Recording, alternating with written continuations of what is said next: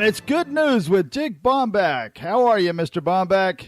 I am doing great, sir, and I hope you are doing well, too. I am, and before we get into the stories, I got to ask you, how was your Thanksgiving? Thanksgiving was wonderful out in the California area of Escondido.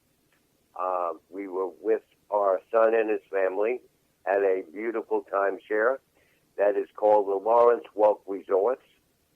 And I highly recommend it, although Lawrence is not there anymore.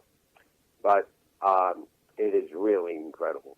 Really? Now, did you guys do anything really special that, do you have a Thanksgiving tradition or anything? It's called laughter. Laughter. That always works, it really does. And how was yours? It was fantastic. It was really, really good. We started this tradition where we try to eat our meals outside if we can. And we were at my daughter's house out on her back patio, and we had the tables set up, and it was really good. It was a lot of fun, a lot of food, and it's always a good time to get together. And like you said, laugh. We did laugh a lot. My grandsons can really make you laugh a lot. They really can. You're making me laugh. Yeah, I'll tell you, it's some of the stuff the young people do, especially the little ones. It's just like, holy smokes. My little one, 2 years old, he loves football. And so we're out there eating, and he starts banging on his high chair. He wants the football game. It's football. And it's like, who taught him this? And everybody looks at me, and it's like, Grandpa did not teach him this. Oh, yeah, he did. So, yeah, we had to go inside and watch the football game. It was good. It's amazing. So your first show today, your first story is about a woman who's paying all the shelter adoption fees until 2017 so that pets can find a forever homes. First off, what's a forever home? Well, it's a home that they would never have to leave again. Oh, I got you. So tell us about this lady. Well, this lady, her name is Kim Passini Hauk. She's from Sacramento, and she decided what she was doing for the holiday season is paying the fees, the adoption fees, for every single animal at the all shelter adoption in Sacramento. And when it was announced, the next day, 20 of 21 cats were adopted. Wow. She wants to get the entire place empty by December 31st, and she is paying out of her pocket $65 to $85 per animal, and there are still 112 animals to go. And she said no, she just wants this. This is her gift to animals and family. Wow. That's amazing. Before we go on with any more stories, I have to share with the audience that it's not because Mr. Baumbach is so far away or because he's getting up there in age, but you have a cold. That's what they tell me. Yes, sir. Yes, sir, but I'm trying to take it over. It's just a cold, thank God. Yeah, I just wanted the people to know so that they didn't get worried about Mr. Baumbach giving us the good news that you just have a cold. That's right.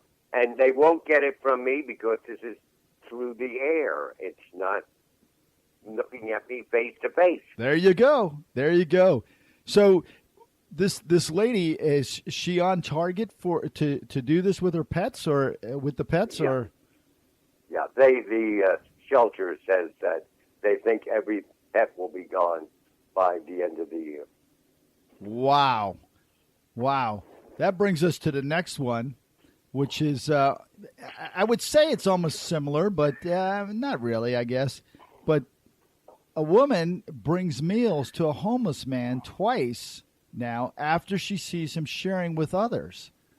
Isn't it amazing how people with so little share so much? Yep. Well, this lady, who wants to remain anonymous, And what you'll see in the stories today and in future weeks, so many of these people do not want to be identified. But this lady is in Santa Barbara, California. This happened last week. And she saw a homeless man, and she went into a store and bought him a pizza, like from Pizza Hut or something. And she gave it to him, and she went off to the side, and she watched the man take the pizza and split it with two other homeless people. So she went back into the store and bought 4 more pizzas. Wow. And gave them to him and said, how come you're homeless? What's happening? He was an Air Force veteran, and he's had some problems in his life. And she said, well, why did you give him away? He said, because these people also are veterans with problems, and I wanted to help them too. Wow. That is so heartwarming. Have you seen the one on Facebook with the little girl where her and her dad are at the restaurant? And she, yep. and she looks out the window and she says, Daddy, I want to give him my meal. And it was steak and potatoes. Oh, my gosh. Yeah, I know. How old do you think that little girl was? She was probably, 3 or 4 years old? I think 3 or 4, yeah. maybe 5, but I doubt it. I think 4. That's what this news... amazing. That's what this is all about. It's all about the good news, and you seem to bring a lot of good news. And this next one is really good news. I wish I would have got stopped, but motorists are shocked when the police pull them over, and instead of giving them tickets, they gave them turkeys. Yep. This happened in Fort Worth, Texas. 3 police officers who patrol a low-income area, instead of giving away tickets, identified people that they believe were needy, pulled them over, and gave them turkeys. 25 turkeys, 25 people. Wow. That's like another Facebook story that I saw where the guy pulls this young lady over, and she is like almost crying, and she's like, I can't believe this. And he says, no, you probably won't. And he takes out an ice cream cone and gives her the ice cream cone. And it was like, what? That was amazing. Yep. Oh, man, it's so good. The police get so recently so little, I guess, respect or recognition for the things that they do, and they do so much, and this is a good example. What can you tell us about the police around here, about what our Sheriff Wayne Ivey does at Christmas time? He does so many different programs to help people, and the Sheriff's Department, along with the local police agencies from the various cities, they help out people, and usually Florida Today, the local newspaper, will have 1 or 2 stories, but it goes on and on. Like Sheriff's Department just had a trick and trunk campaign in Cape Canaveral, and what they did is they went into a disadvantaged area. They had the patrol cars decorated, and then they gave the kids candy and treats. Because, oh, wow. Yeah, that's pretty cool. Now, don't they do something at Christmas time with bicycles? Oh, yeah, same thing. Yeah, bicycles to needy kids, and they're identified throughout the year, and then they just surprise them. Wow. That's it. Wow. It really makes you feel good to know that there's still people that are out there doing this kind of thing. Oh, I know. This next one is a little bit different from the police. It would probably indicate that less police are being called. Yeah, that's true. Declining U.S. divorce rate falls to the lowest that it's been in 40 years. Yeah.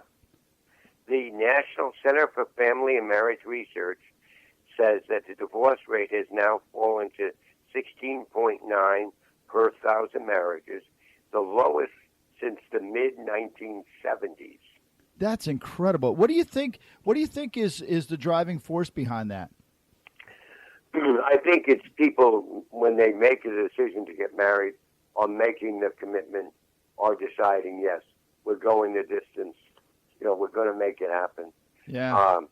And I think that, like, Hawaii is the lowest in the country with 11 out of 1,000. Washington, D.C. is the highest with 30 out of 1,000. Wow. I kind of thought maybe it was because of Obamacare and you had to be together to get a lower rate. No, I'm just kidding. Oh, man. Well, that's all you have for us today. What do you have on the agenda for next week? And don't give it all away. I'll just say a bicycle helmet that is incredible. That sounds great. Until next week, this has been Dick Baumbach with the good news. Take care. Thank you. Take care, Jeff.